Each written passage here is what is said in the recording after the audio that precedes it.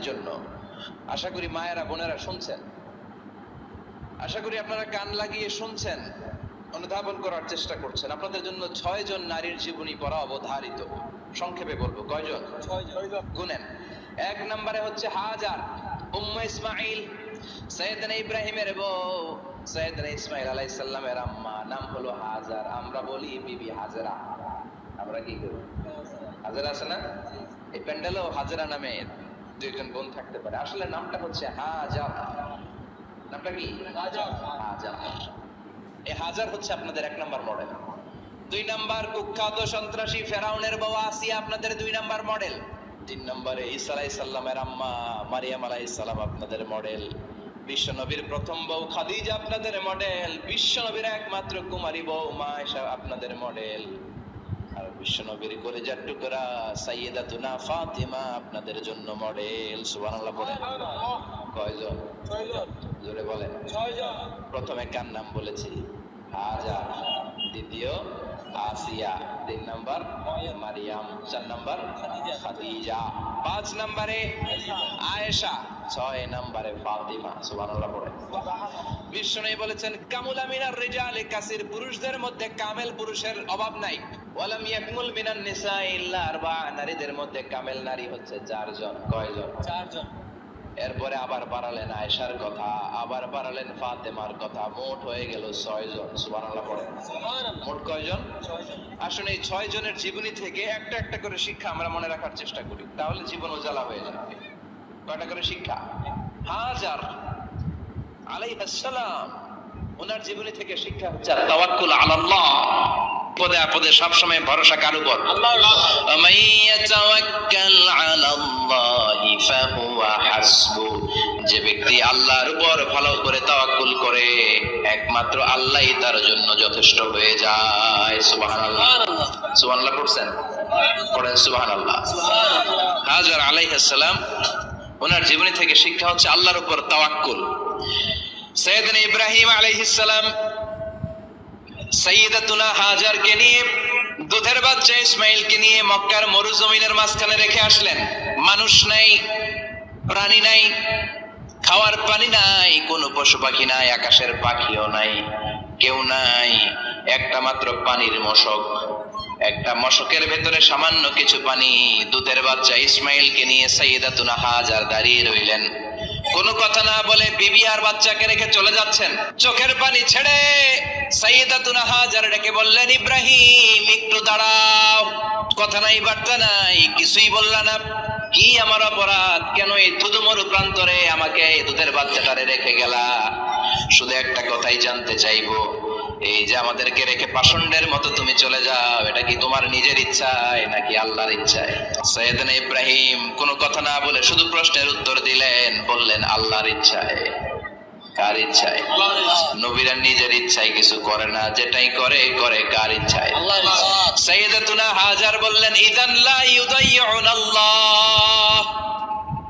তোমার ইচ্ছায় যদি আমাদেরকে রেখে না যাও, আল্লাহর ইচ্ছায় যদি রেখে যাও, তাহলে আমার ভরসা আছে আল্লাহ আমাদেরকে নষ্ট হতে দিবে না, আল্লাহ আমাদেরকে কোনো কষ্ট দিবে না, আমার আল্লাহই আমার জন্য যথেষ্ট। সুবহানাল্লাহ।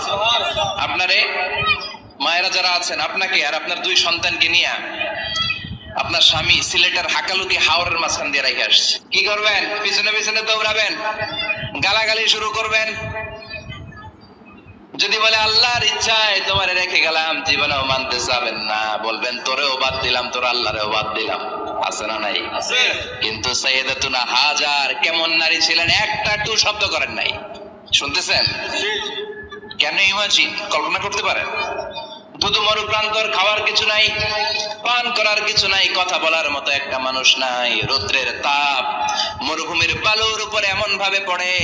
সৌদি আরবের মরুভূমি যারা দেখেছেন, প্রচন্ড বালুর মধ্যে চাল রেখে দিলে চালগুলো মুড়ি হয়ে যায়। ওই প্রচন্ড মরুভূমির মধ্যে দাঁড়িয়ে বললেন, যদি আল্লাহর ইচ্ছা হয়, আমার আল্লাহ আমার জন্য যথেষ্ট। ঠিকই আল্লাহ যথেষ্ট হয়েছেন। এই মহিলাকে দিয়ে মক্কা আবাদ হয়েছে। মক্কায় কোনো মানুষ থাকতো না, এখন মক্কায় গেলে জায়গা পাওয়া যায়। প্রতিদিন 3 লক্ষ 4 লক্ষ মসজিদুল হারাম একসাথে জামাত, জুমার নামাজের দিন 5 লক্ষ 7 লক্ষ 10 লক্ষ হয়ে যায়। এতগুলো মানুষ আগে ছিল না।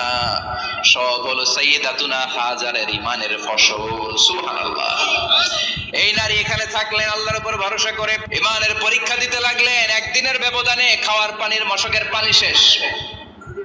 ইসমাইল আলাইহিস সালামের পায়ের ধাক্কায় জমজমের পানি এলো। জুরহুম নামক একটা গোত্র যাচ্ছিল, তারা এসে ওনার হাতে মুরিদ হলো। সুবহানাল্লাহ। তারা এসে বলল, আমাদেরকে শুধু জমজমের পানি খেতে দেন, আপনি যা বলবেন সব আমরা মেনে নিলাম। শুরু হলো মক্কার আবাদ। হাজার হাজার মানুষ বাড়তে শুরু করলো, মক্কা শহরের এক্সপানশন হলো। গোটা বিশ্ব থেকে লক্ষ লক্ষ মানুষ এখন মক্কার দিকে ছুটে চিল্লায় বলেন ঠিক কিনা? এজন্য আমার মায়েরা অনেক লম্বা জীবনী, তার একটা ঘটনাই বললাম। সাইয়্যিদাতুনা হাজার, ওনার জীবনী থেকে আমার মায়েদের বোনেদের জন্য শিক্ষা। তাওয়াক্কুল আলাল্লাহ। বাঁচি আর মরি, সুস্থ থাকি আর অসুস্থ থাকি, বিপদে থাকি আর যেই কোনো সমস্যায় থাকি না কেন, ভরসা করতে হবে একজনের উপর। তিনি কে? আল্লাহ। আল্লাহর উপর যে ভরসার মতো ভরসা করতে জানে, আমার আল্লাহই তার জন্য যথেষ্ট। ঠিক কিনা? তাহলে হাজার থেকে আমার বন্ধুদের জন্য শিক্ষা হচ্ছে, তাওয়াক্কুল করবো আমরা কার উপরে? ভরসা রাখবো কার উপর? সবসময় আত-তাওয়াক্কুল আলাল্লাহ, আল্লাহর উপর ভরসা করতে হবে আমার মায়েরা, আমার বোনেরা। 2 নম্বরে বলেছি কার কথা? আসিয়া রাদিয়াল্লাহু তাআলা আনহা আলাইহাস সালাম, ফেরাউনের স্ত্রী। এই মহিলা অনেক দামি মহিলা, মুসা আলাইহিস সালামের পালক মা। সুবহানাল্লাহ পড়েন। নিজের সন্তান ছিল না, সাইয়েদনা মুসা আলাইহিস সালামকে মায়ের মতো লালন পালন করেছেন। গোপনে গোপনে মুসা আলাইহিস সালামের উপর ঈমান এনেছেন। গোপনে গোপনে রাত্রিবেলা তাহাজ্জুদ করে চোখের পানি ছেড়ে চাইতেন কার কাছে? ফেরাউনের বউ আর ফেরাউনের ফিনান্স মিনিস্টার, অর্থমন্ত্রীর বউ, দুইজন লুকিয়ে কালিমা পড়ে মুসলমান। ফেরাউন কিছু জানে না। সুবহানাল্লাহ। কি আল্লাহর খেলা! ফেরাউন লক্ষ লক্ষ বনি ইসরাইলের ছোট্ট বাচ্চাকে জবাই করেছে একটা বাচ্চাকে ঠেকানোর জন্য। নাম কি? মুসা। আর ফেরাউনের ঘরে আল্লাহ মুসাকে বড় করলেন। কোন? সুবহানাল্লাহ। লুকিয়ে লুকিয়ে ঈমান আনলো। ফেরাউনের বউ আসিয়া, অর্থমন্ত্রীর বউ, দুইজন মিলে ফেরাউনের কাছে ঘটনা পৌঁছে গেল, খবর পৌঁছে গেল। ফেরাউন ডেকে পাঠালো। দুধের বাচ্চাকে নিয়ে ফেরাউনের অর্থমন্ত্রীর বউ হাজির। কুখ্যাত সন্ত্রাসী ফেরাউনের নিজের বউ আসিয়াও হাজির। ফেরাউন বলে, এক আল্লাহর উপর কুফরির ঘোষণা দে, আল্লাহকে ভুলে যা, আমার পায়ের সামনে সেজদা দে, আমি মাফ করে দেব। আসিয়ার এক কথা, জীবন যাবে কিন্তু ঈমান যাবে না। ফেরাউনের অর্থমন্ত্রীর স্ত্রীরও এক কথা, যে আল্লাহর কাছে আমরা মাথা নত করেছি, পৃথিবীর কোন শক্তির কাছে ওই মাথার নত হতে পারে না। ফেরাউন বলল, তাই নাকি? দেখি তোদের ঈমানের পাওয়ার কত বড়।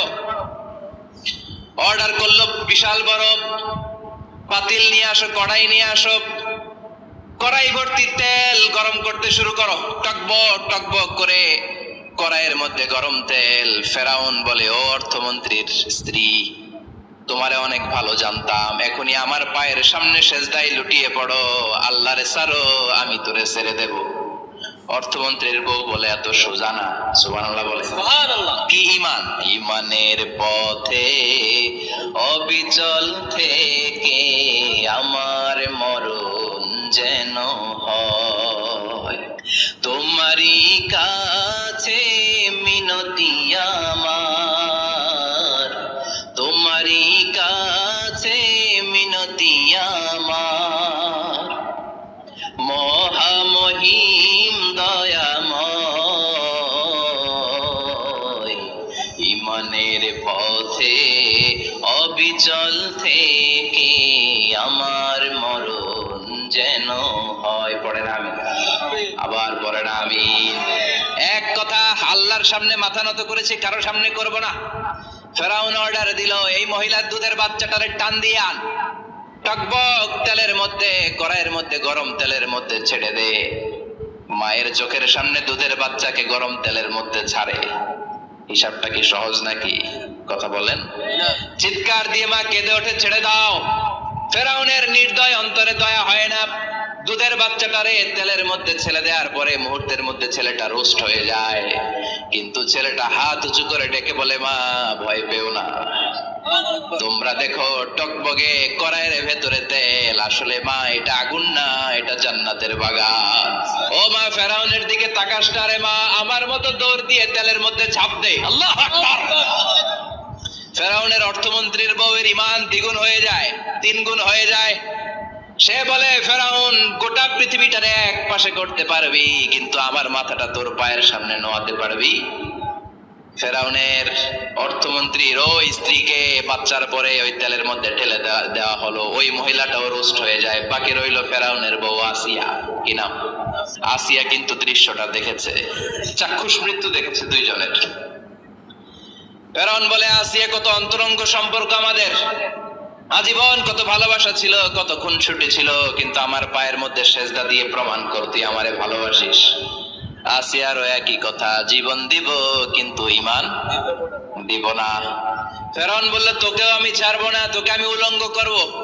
হাজার হাজার মানুষের সামনে আসিয়ার কাপড় টেনে নেওয়া হলো, তক্তার মধ্যে শুইয়ে তক্তার মধ্যে হাতে পায়ে পেরেক মারা হলো।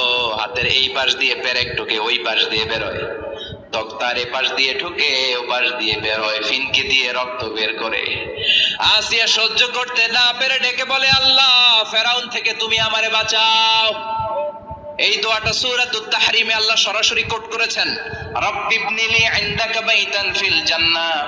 ও আল্লাহ মালিক, তোমার পাশে জান্নাতে একটা ঘর বানায়া দিও। এরকম একটা সংগীত আছে না নাই? এই সংগীতটা সরাসরি সূরাতুত তাহরিম আসিয়ার দোয়া থেকে কোট করা হয়েছে। পড়েন সুবহানাল্লাহ। মালিক তুমি জান্নাতে, তোমার পাশে আমায় একটি ঘর বানিয়ে দিও, একটি ঘর বানিয়ে দিও।